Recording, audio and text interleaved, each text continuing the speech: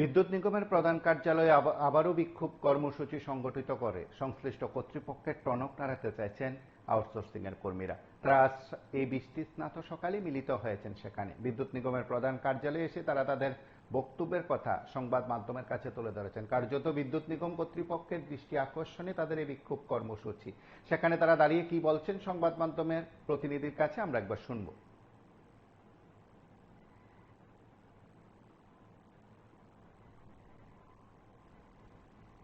যখন এর আগে আমরা যে কোম্পানির আন্ডারে আসলাম, এআরকে কোম্পানির আন্ডারে আসলাম, তো তখন আমরা মনে করতাম যে কোম্পানি খারাপ, হয়তো বা ডিপার্টমেন্ট তারা টাকা দিতে আছে, কোম্পানি আমরা টাকা দিতে আসেন। তখন দেখা যাইতেছে যে আমরা 4 মাস ধরে ডিপার্টমেন্ট থেকে কোনো টাকা পয়সা পাইতেছি না। এক দুজন ভাইয়েরা মনে পাইছে, এক দুটা ডিভিশনে পাইছে, অন্য বাদ বাকি ডিভিশন যারা আছে তারা কেউ এখনো পর্যন্ত টাকা পাইছে না। আজকে 5 মাস চলতেছে, আমি এই মাস পেয়ে সেটা 5 মাস চলবো, আমরা এখনো পর্যন্ত আমরা ঘর ভাড়া দিয়ে সেটা থাকতে আছি, অনেক দূর থেকে আগে সেটাকে এই কাজটা করতে আছি। 8,000-9,000 টাকা লইয়া সেটা আমরা মানে দিন রাত মেহনত করে সেটা যেতেছে। আর বৃষ্টির মধ্যে আমরা তো কোনো রেনকোটের তো কোনো সিস্টেম নাই, ছাতি মাথা দিয়ে সেটা কিন্তু শাটডাউনে কাজ করতে লাগে। সরকারি এমপ্লয়িরা যেমন পরিশ্রম করে, আমরা একদম প্রতিটা ভাই, আমরা 600 জন outsourcing technical assistant and operator আছে, আমরা 600 জন ভাইয়ের সেম কাজই দিই। কিন্তু আমরা দেখা গেছে যে আমরা লাগে এমন কোনো সুব্যবস্থা নাই যে বৃষ্টির সময় রেনকোট বা হেলমেট মাথা দিয়ে সেটা হেলমেট পরে সেটা আমরা বাসবারের মধ্যে কাজ করতে পারবো।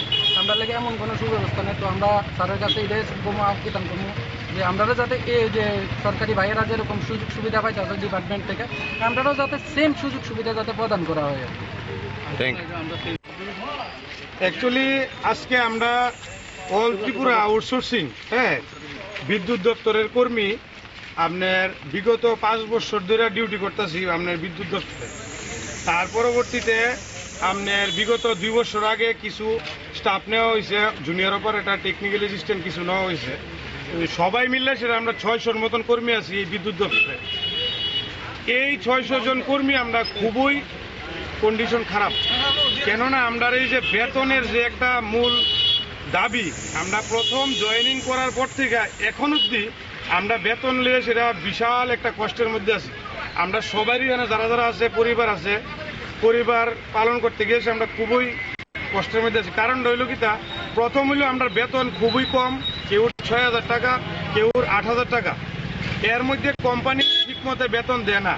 আজকে জানুয়ারি মাস থেকে কোম্পানির টেন্ডার শেষ হয়েছে বিদ্যুৎ দপ্তরের লগে, তারপর থেকে এখন অবধি আজকে মার্চ, এপ্রিল, মে মাসের আজকে 30 তারিখ, এখন অবধি আমরা বিদ্যুৎ দপ্তরের আন্ডারে 2-3 মাস 4 মাস ধরে কাজ করতেছি, এখন অবধি কোনো টাকা নাই।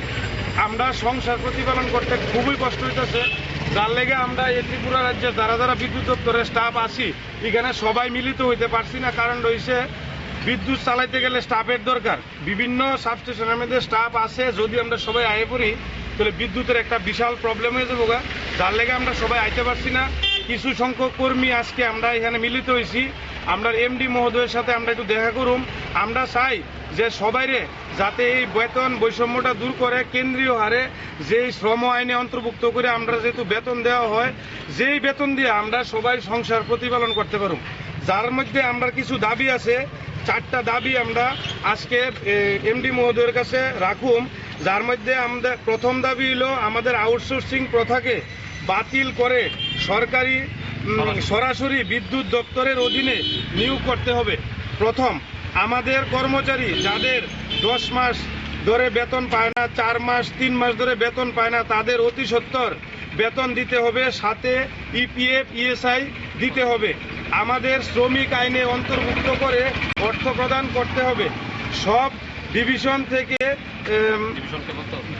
ডিভিশনকে বলতে হবে আমাদের বকেয়া যাতে তাড়াতাড়ি দিতে হয়। তাই আমাদের মূল বক্তব্য, আমরা সরকারের কাছে, বিদ্যুৎ দপ্তরের কাছে করজোড়ে অনুরোধ জানাই যাতে আমরা এই যারা অনেক পরিশ্রম করে যা বিদ্যুৎ দপ্তরে এই কঠিন পরিস্থিতিতে কাজ করছি, করোনা থেকে আজকে অবধি আমাদের চিন্তাধারা তারা করে, ভবিষ্যতের জন্য কিছু একটা চিন্তাধারা করে, আমাদের ভবিষ্যতের পরিকল্পনা যেতে করে। এটাই আমাদের বক্তব্য, ভালো কিছু না। আপনাদের মূল কাজটা কি? আমরা যারা যারা আছি, অপারেটর, টেকনিক্যাল অ্যাসিস্ট্যান্ট যাবতীয় মেনটেনেন্স যা আছে, সাবস্টেশন লাইনের মেনটেনেন্সের কাজগুলো করে, ইভেন কন্ট্রোল রুমের ভিতরেও যা যা মেনটেনেন্সের কাজ সব করে। আমরা যারা অপারেটর আছি আমরাই আপনার বিদ্যুতের যে অপারেটিং সিস্টেমটা আমরা দেখাশোনা করি। এর মধ্যে শাটডাউন থেকে ধরে পুরা সিস্টেম আমরা দেখতে হয়। দিন রাত বৃষ্টি বাদল সবকিছু, ছুটি ছাটা কিছুই নেই আমাদের। তারপরেও আজকে আমরা এই পরিস্থিতি, 600 কর্মী আছি আমরা। আর বিগত সরকার বিগত আমাদের যে মন্ত্রী ছিল আপনার জিষ্ণুদেব বর্মন মহোদয়, উনার কাছেও আমরা অনেকবার গিয়েছি। উনি বলেছিল কিছু একটা করে দেবে আমাদের এক্সপিরিয়েন্সের ভিত্তিতে, কিন্তু দেখা গেল উনি কিছু করতে পারলো না, কি কারণ জানি না, কিন্তু এখন অব্দি তো কিছুই হলো না। এখন যে বিদ্যুৎ মন্ত্রী আছে ওনার সাথে দেখা হয়নি। অ্যাকচুয়ালি আমরা সবাই একসাথে মিলিত হতে পারছি না, আর ওনার যে অ্যাপয়েন্টমেন্টটা এটাও নিতে পারছি না। আর ওনার সাথে দেখা করার জন্য অনেক চেষ্টা করেছি, কিন্তু কাজের কাজ কিছু হয়নি। তার জন্য এমডি মহোদয়ের কাছে অনেকদিন দেখা করেছি, আর সবাই জানে ত্রিপুরা রাজ্যে যারা যারা আছে এখন, উপর মহল থেকে ধরে সবাই জানে আমাদের এই কন্ডিশনটা, কিন্তু কিচ্ছু হচ্ছে না একদম। আপনাদের কাছে কি বলবো, আপনারা এই আমাদের ব্যাপারটা একটু মিডিয়ার মারফতে নেবেন, কিছু একটা করবেন, তারপরে আমরা যদি কিছু একটা হয়, এটাই আমার বক্তব্য।